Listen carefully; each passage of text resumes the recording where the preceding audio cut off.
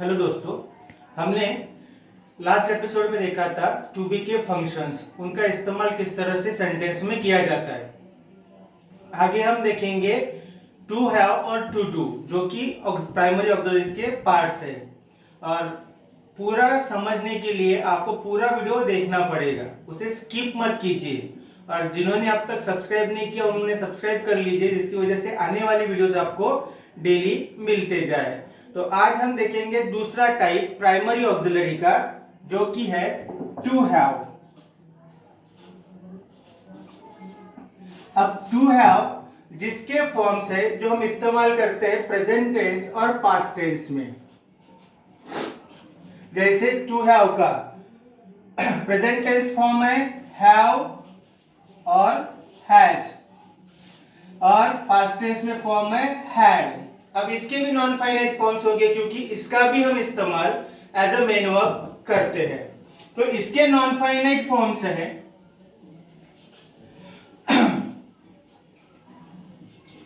To have, had, having. जैसे हमने लिया था बी, है ना, टू बी में। अब यहां लेते हैं हम टू हैव।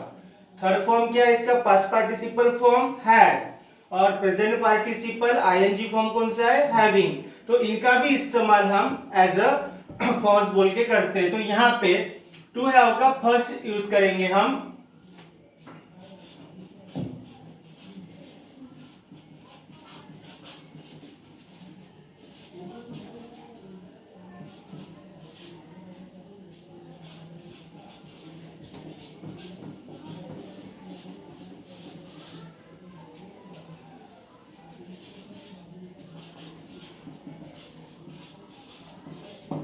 देखिए, the forms of to have can be used as main verb. इनका इस्तेमाल हम मेन वर्ब बोल के करते हैं जब उसके साथ कोई भी ऑक्सिलरी वर्ब नहीं होता है। तो रादर यहाँ पे हम एग्जांपल लेंगे, I have two books, I have two books. इसके बाद सेकंड एग्जांपल लेंगे, he had his lunch। अब देखिए इस सेंटेंस में वर्ब कौन सा है? हम अगर इस सेंटेंस को देखते हैं तो यहां पे आता है have, और उसके बाद यहां पे आता है had। मगर जब हम टू हैव के form as a main verb इस्तेमाल कर रहे हैं तो उस समय उनका मीनिंग बदल जाता है। जैसे हैव का यहां पे मीनिंग होगा दैट इज टू पजेस। क्या मीनिंग होगा? परचेस। क्योंकि ये क्या बता रहा है? मेरे पास दो किताबें हैं, यानी मेरी खुद की दो किताबें हैं, तो that is means to purchase. और यहाँ पे ही हैड हिज लंच, उसने लंच खाया है, that means somewhat the meaning is like to eat. तो जब हम टू हैव के forms as a main verb इस्तेमाल करते हैं तो उस समय पे हम उसका मीनिंग अलग तरह से इस्तेमाल करते हैं। इसीलिए हम इसे जब निगेटिव या क्वेश्चन टैग में इस्तेमाल करते हैं तो हम अलग तरीके से उसका इस्तेमाल होता है, तो वो हम क्वेश्चन टैग सेक्शन में देखेंगे। दूसरा इस्तेमाल, तो forms of to have are used as an auxiliary verb in perfect tense। ध्यान में रखिए, इनका इस्तेमाल ऑक्सिलरी बोल के परफेक्ट टेंस में किया जाता है, परफेक्ट कंटिन्यूअस टेंस और परफेक्ट टेंस। परफेक्ट में फिर past perfect, present perfect, future perfect, इन तीनों में भी इनका इस्तेमाल एज एन ऑक्सिलरी होता है। यहाँ पे देखिए परफेक्ट टेंस बोलने के बाद जब भी टू हैव का फॉर्म अगर आता है तो उसके बाद क्या आना चाहिए? V3, that is past participle form.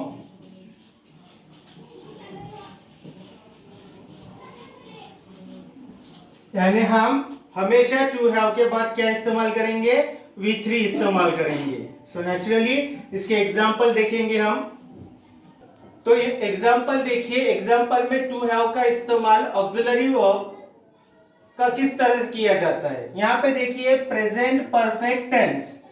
Present perfect tense में हमने यहाँ पे सेंटेंस लिया है I have eaten a mango, और यहाँ पे मेन क्रिया जो मेन वर्ब है वो क्या है, ईटन, और उसको मीनिंग कंप्लीट करने के लिए हेल्प जो कर रहा है, helping verb that is have. यानी इस तरह से मेन वर्ब को सपोर्ट करने के लिए हैव का इस्तेमाल किया गया है। उसी तरह पास्ट परफेक्ट टेंस, इस टेंस में हमने देखा है he had brought a book, और he had brought a book में ब्रॉट हमारा मेन वर्ब है, वहीं पे हैड उसे सपोर्ट कर रहा है या हेल्प कर रहा है, इसीलिए एज ऑक्सिलरी उसका इस्तेमाल किया जाता है।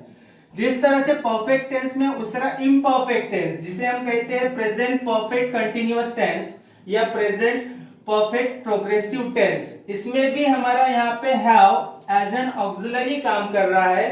सेंटेंस है I have been eating a mango, यहाँ पे हैव क्या है, एज एन ऑक्सिलरी वर्ब, और ईटिंग हमारी मेन क्रिया है।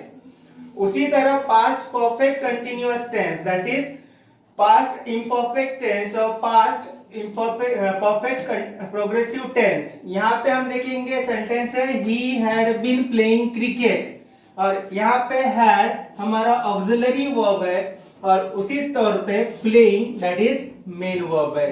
यानी टू हैव के फॉर्म्स जिस तरह से मेन वर्ब के तौर पर काम करते हैं, उसी तरह वो ऑक्सिलरी वर्ब के तौर पर भी काम करते हैं। अब हम देखेंगे टू डू के फॉर्म्स का इस्तेमाल किस तरह से किया जाता है। टू डू के फॉर्म्स जो हमने देखे थे, जैसे प्रेजेंट टेंस में होते हैं डू और डज, पास्ट टेंस में होता है डिड, और इसके भी नॉन फाइनाइट देख लेंगे दैट इज टू डू जो इंफिनिटिव होता है, डन जो पास्ट पार्टिसिपल होता है, डूइंग जो प्रेजेंट पार्टिसिपल होता है। तो अब हम इस्तेमाल देखेंगे ये फॉर्म्स किस तरह से सेंटेंस में इस्तेमाल किए जाते हैं। देखिए जिस तरह से to be, to have as a main verb इस्तेमाल किए जाते हैं, उसी तरह ये भी एज अ मेन वर्ब इस्तेमाल सेंटेंस में होते हैं। जैसे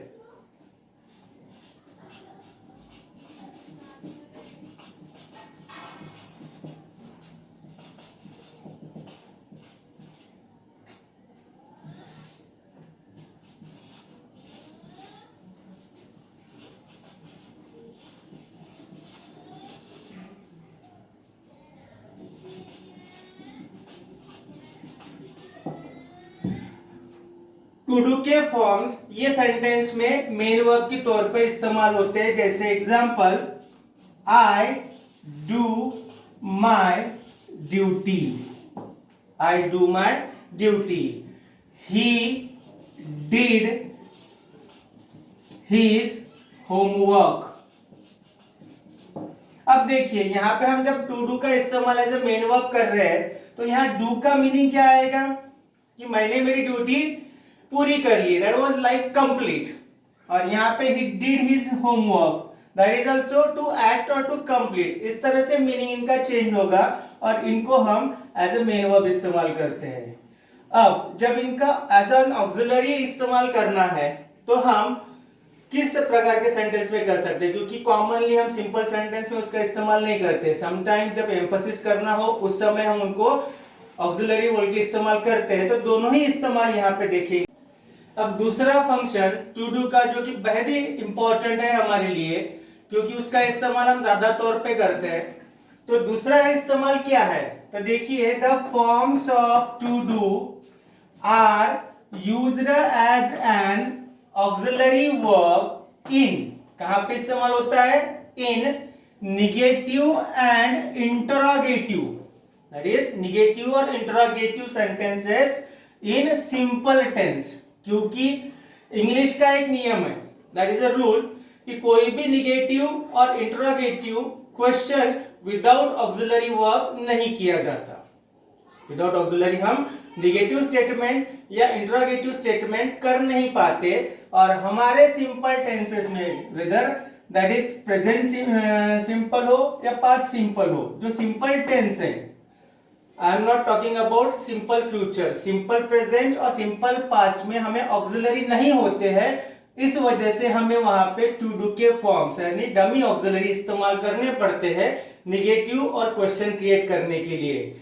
for example, I don't like a mango, I don't like a mango. यहां पे हम लाइक को नॉट नहीं लगा सकते because it is main verb, इसलिए हमने डोंट का इस्तेमाल किया है इस सेंटेंस को निगेटिव करने के लिए। उसी तरह he doesn't come with us, he doesn't come with us, क्योंकि डजंट ये ऑक्सिलरी है, उसे नॉट लगाया गया है, मेन वर्ब को एज इट इज रखा गया है। She didn't play cricket, she didn't play cricket ये सिंपल पास्ट हो गया, यानी सिंपल प्रेजेंट में हम डजंट इस्तेमाल करते हैं, डोंट इस्तेमाल करते हैं, पास्ट टेंस में डिडंट। अब यहाँ जब डिडंट आएगा तो प्ले ही रहेगा, ईडी नहीं लगेगा। यहाँ भी हमने यस नहीं लगाया है क्योंकि डज में ही यस कंटेन है। उसी तरह से जब हम क्वेश्चन क्रिएट करते हैं तो डू यू आंसर इट, यहाँ पे do as an auxiliary verb है और आंसर हमारा मेन वर्ब है। उसी तरह से does she learn it, does यहाँ पे ऑक्सिलरी वर्ब है, लर्न मेन वर्ब है।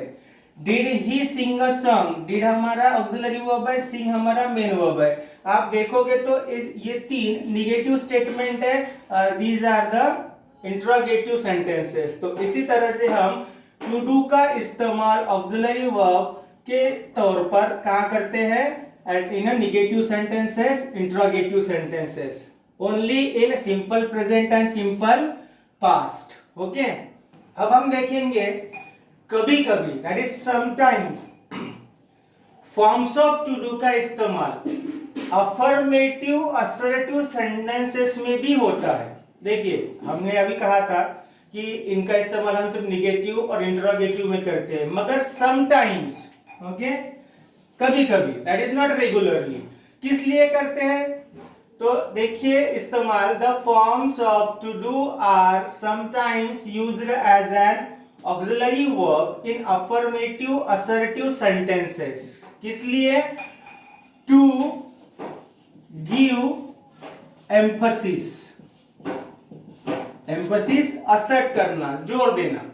जैसे अगर मैं कहूं आई लाइक अ मैंगो, इसका सिंपल सा मीनिंग है कि मुझे आम पसंद है।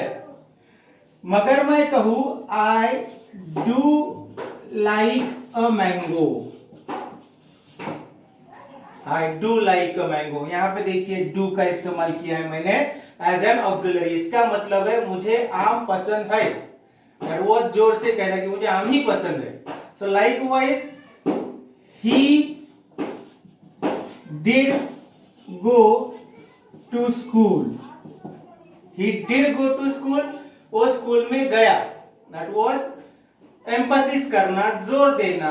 इसलिए हम कभी कभी डू और डिड या टू डू के फॉर्म्स इनका इस्तेमाल as an auxiliary assertive sentence में भी करते हैं।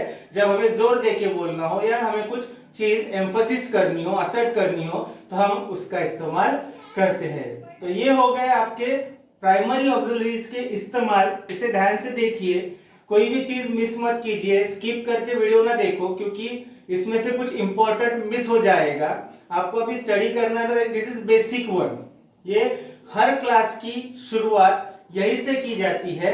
हम थोड़ा एडवांस में और पढ़ेंगे, इसीलिए आप पूरा वीडियो देखो। और जिन्होंने सब्सक्राइब नहीं किया है उन्होंने सब्सक्राइब पहले कीजिए क्योंकि आगे की नोटिफिकेशन आपको कंटिन्यूअसली मिलती रहे। Thank you.